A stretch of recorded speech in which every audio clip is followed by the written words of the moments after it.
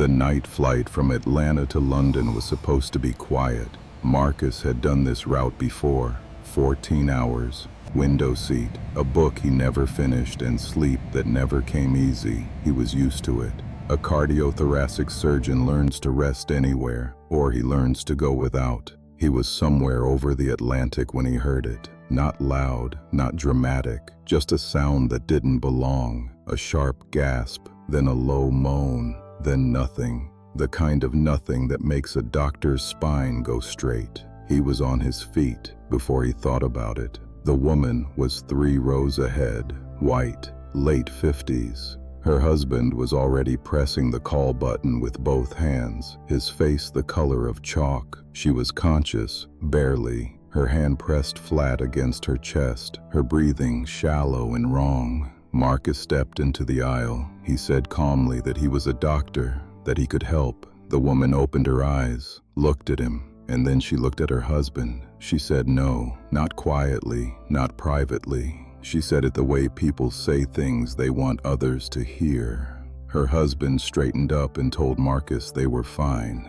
that they didn't need anything, that someone else would come. The flight attendant arrived, young, uncertain. She looked at Marcus. She looked at the couple. She asked if there was a doctor on board. Marcus said again that he was a doctor. There was a pause, the kind of pause that holds a whole world inside it. The attendant smiled, politely, carefully, and said she would check if anyone else could assist. Marcus stood there for a moment. Then he sat back down. He opened his book, found his page, and he waited.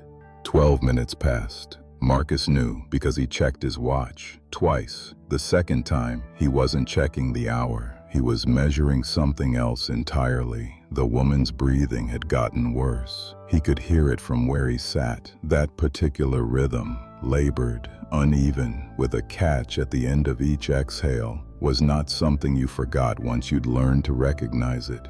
He had learned to recognize it 20 years ago, in a hospital in Baltimore. On a Tuesday morning, he still remembered clearly. He turned a page he hadn't read. The flight attendant had made 2 announcements, calm, professional, asking if any medical personnel were on board. A nurse from somewhere in economy had come forward, done what she could. It wasn't enough. Marcus watched her face when she realized it wasn't enough. That look, that specific look of a capable person reaching the edge of their capability, was something he also knew well. The husband was standing now, both hands on the headrest in front of him, his wife's hand in his. He was speaking to her in a low voice, the kind of voice men use when they are trying not to fall apart in public. He had not looked back at Marcus, not once. The senior flight attendant came down the aisle with the medical kit. She was moving quickly, but carefully, the way people move when they are frightened and don't want it to show. She stopped at Marcus's row without meaning to, just for a second, and their eyes met. She knew, he could see it. She had figured out, sometime in the last 12 minutes, exactly who was sitting in seat 34A. What he did for a living, what he was watching happen 3 rows ahead of him. She opened her mouth. Marcus looked at her quietly. He said he was still a doctor. He said he was still there. And then he waited for her to decide what happened next. She made her decision in about 4 seconds. She leaned in close and spoke quietly, not a request, almost an apology, and asked Marcus if he would please come forward. He closed his book. He didn't rush, didn't sigh, didn't say a single word about what had just happened in that aisle 12 minutes ago. He simply stood, straightened his shirt, and walked the 3 rows forward like a man who had never been turned away. Now, before we go any further, drop a comment below. Tell me what you would have done in his position, because what Marcus did next is the part people don't forget. The husband saw him coming and said nothing. That silence said everything. Marcus knelt beside the woman, introduced himself, his name, his title, his hospital, and asked her permission, quietly, directly, looking at her, not her husband, not the attendant, her. She looked at him for a long moment. Then she nodded.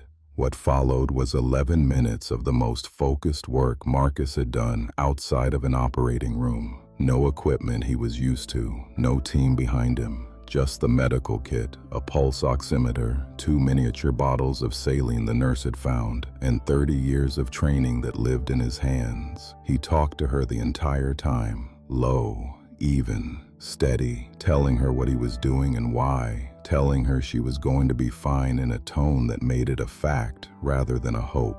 Her breathing began to stabilize at minute 7. At minute 9, her color started coming back. At minute 11, Marcus sat back on his heels, checked her pulse one final time, and told the flight attendant she needed to be met by paramedics on landing, but that she was stable. Then he stood up. The husband was crying, silently. The kind of crying that has no sound because the person doing it hasn't cried in a very long time and has forgotten how.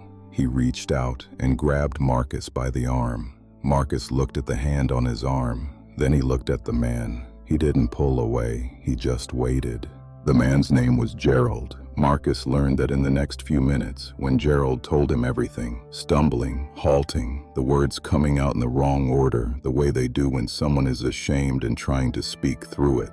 He said his wife's name was Patricia. He said they were coming from a wedding in Atlanta. He said he didn't know. He said he was sorry. He said it 3 times. Marcus listened to all of it without interrupting. When Gerald finished, Marcus told him that Patricia needed rest and that someone from the crew would check on her every 20 minutes for the remainder of the flight. He told him what symptoms to watch for. He wrote them down on the back of a napkin in clear, precise handwriting and pressed it into Gerald's hand.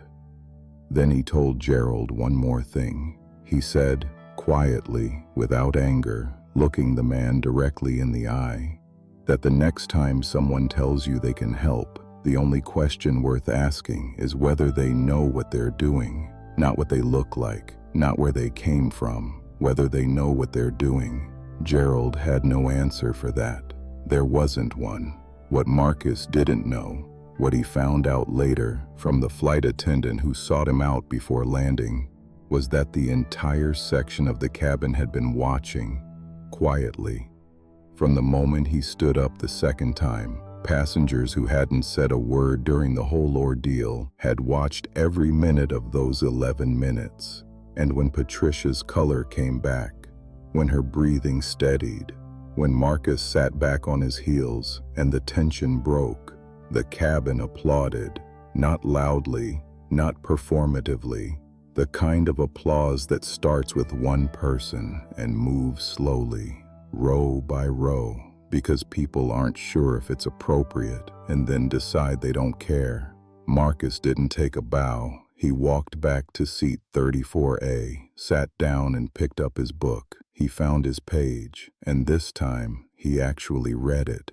Marcus never told that story himself, not to his colleagues, not to his family, not at the dinner table or in the break room or anywhere. People trade stories about the extraordinary things that happen in ordinary places. He didn't tell it because, to him, it wasn't that kind of story.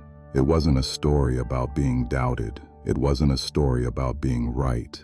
It wasn't even a story about the woman who said no and the man who saved her anyway. To Marcus, it was a simpler story than all of that.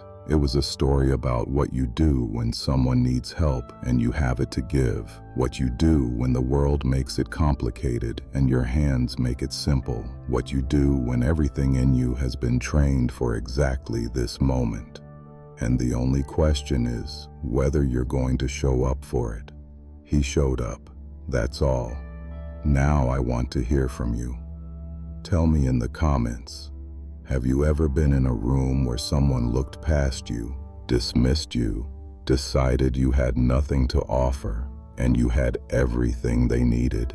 Tell me what that felt like, because this channel exists for exactly that story. And if nobody has told you lately, your presence matters. What you carry matters. Don't let anyone convince you otherwise. If this story moved something in you, subscribe. Brother Marcus will be back, There are more stories to tell, and every single one of them ends the same way. With justice, with dignity, with the quiet satisfaction of a man who sat back down, opened his book, and found his page.